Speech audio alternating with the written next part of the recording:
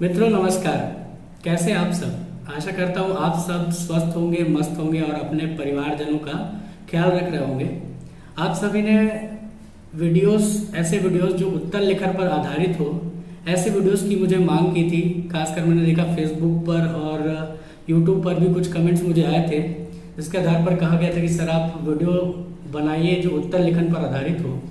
इसलिए मुझे बताते हुए अत्यंत खुशी हो रही है कि आज हम एक नया एपिसोड शुरू करने वाले हैं जो उत्तर लेखन पर आधारित एपिसोड होगा। अब आज का एपिसोड खास भी है और आज का एपिसोड पहला एपिसोड है।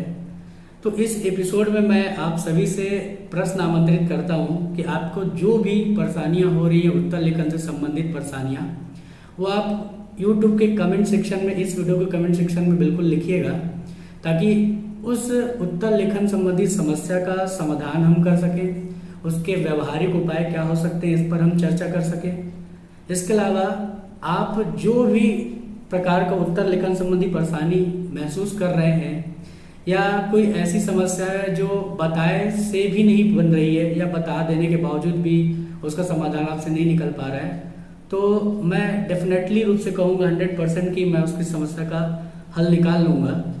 और इसलिए मैं कहूँगा कि आप कमेंट सेक्शन में अपने अधिक से अधिक प्रश्नों को दें, ताकि मैं क्या करूं उसका समाधान पर भी वीडियो बना सकूं। हालांकि मेरे पास अपने एक समझ है आंसरिंग को लेकर के, तो उस आधार पर मैं वीडियोस बनाता रहूंगा लगातार, आपको दिखाई भी देगा एपिसोड वाइज।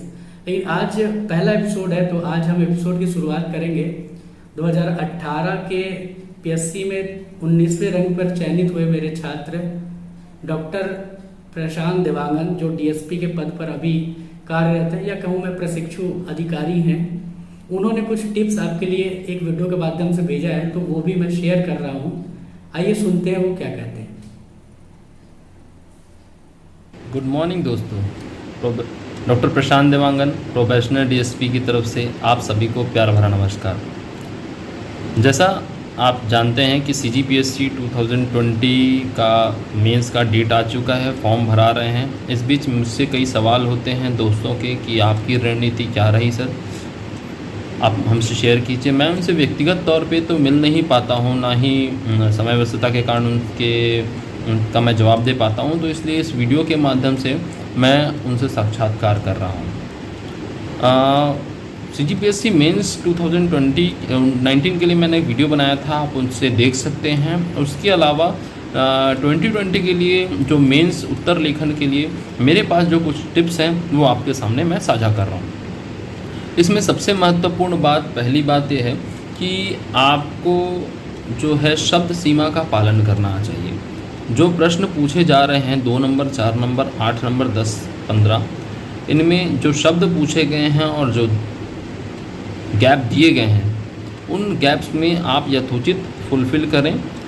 मतलब अगर 2 नंबर का प्रश्न है उसमें 4 लाइन से ज़्यादा आपके शब्द नहीं जाने चाहिए और ना ही 3 लाइन के अंदर ही आपके शब्द ख़त्म होने चाहिए, और अप्रोप्रिएटली 3 साढ़े 3 लाइन में आपका आंसर ख़त्म होना चाहिए। जो चीज़ पूछी गई है 2 नंबर के प्रश्न में उसको सीधे शुरू कर देना है, ना कि प्रश्नों को फिर से लिखना है, जिसके कारण आपके मार्क्स कट सकते हैं। वैसे ही बात है 4 नंबर और 8 नंबर प्रश्नों के लिए कि आप अगर गैप ज़्यादा मिल रहा है और आपने 60-70 शब्द ही लिखने हैं, तो आप उसमें कुछ ना कुछ ऐसा एक्स्ट्रा कीजिए कि साइड में कोई डायग्राम या फिर उससे जुड़ी हुई कोई चीज़ बना करके आप अपने जगह को फुलफिल कर सकते हैं और शब्द सीमा को भी बना सकते हैं, और साथ ही साथ प्रश्नों की बेहतर समझ भी प्रस्तुत कर सकते हैं। इसके बाद मैं देखता हूं कि जो परीक्षार्थी हैं कई बार प्रश्नों को समझ नहीं पाते हैं। प्रश्न की डिमांड क्या है, एग्ज़ाम लेने वाला क्या पूछना चाह रहा है, तो बेहतर है कि आप ज़्यादा से ज़्यादा टेस्ट दें और प्रश्नों की पृष्ठभूमि को, मतलब प्रश्नों की जो पूछना चाह रहे हैं उसके लिए समझ विकसित करें। उसमें जो केंद्रीय भाव है उसको आप बेहतर तरीके से पकड़ने की कोशिश करें। क्या होता है कि प्रश्न में पूछा गया है व्याख्या करें, तब तो आप उस विषय पे, उस टॉपिक पे बहुत अच्छे से एलेबरेट कर लेते हैं। लेकिन जहाँ पर पूछा जाता है कि आलोचना कीजिए या फिर पूछा जाता है अपने विचार प्रस्तुत कीजिए, तब समस्या ये हो जाती है कि हम अपने विचार कितना दें और किस तरीके से उसको बेहतर प्रस्तुत करें। तो मैं ये कहता हूँ कि अगर बात आती है अपने विचार को रखने की, तो आपको सबसे पहले उसके बारे में बताना होगा और उसके बाद अपने विचार उस तथ्य उस विषय में आपको प्रस्तुत करने होंगे।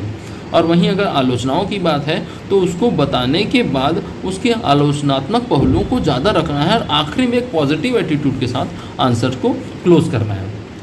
जैसे कि अगर पूछा कि भारत की विभाजन की पृष्ठभूमि को बताइए, तो आपको भारत के विभाजन के बाद की चीज़ न बता के भारत की विभाजन की पृष्ठभूमि, मतलब कहाँ से शुरू हो रहा था भारत का विभाजन, उस चीज़ को लेकर के आगे बढ़ना है।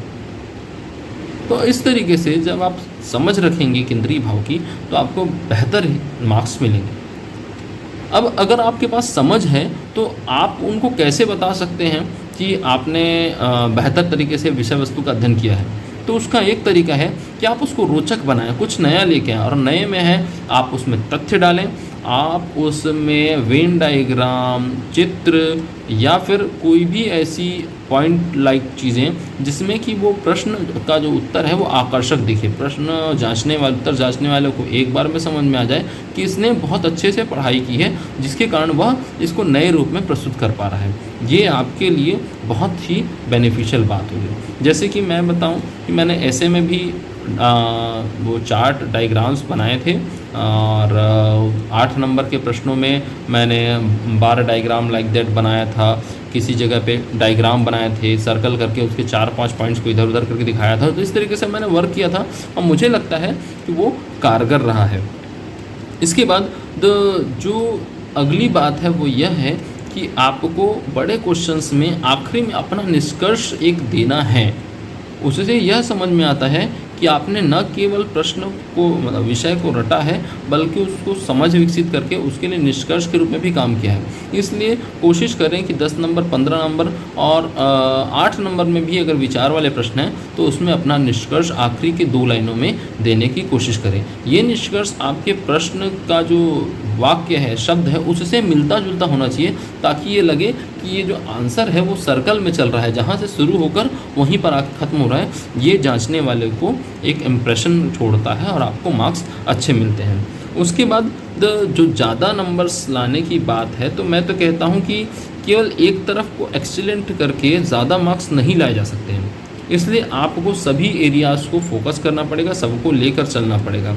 इसलिए मैं ये कहता हूँ कि आप जो है सबसे पहले अपना सारा कोर्स कंप्लीट कीजिए, टेस्ट सीरीज़ ज्वाइन कीजिए, टेस्ट दीजिए। ऑफलाइन टेस्ट बहुत ज़रूरी है, बेहद ज़रूरी है।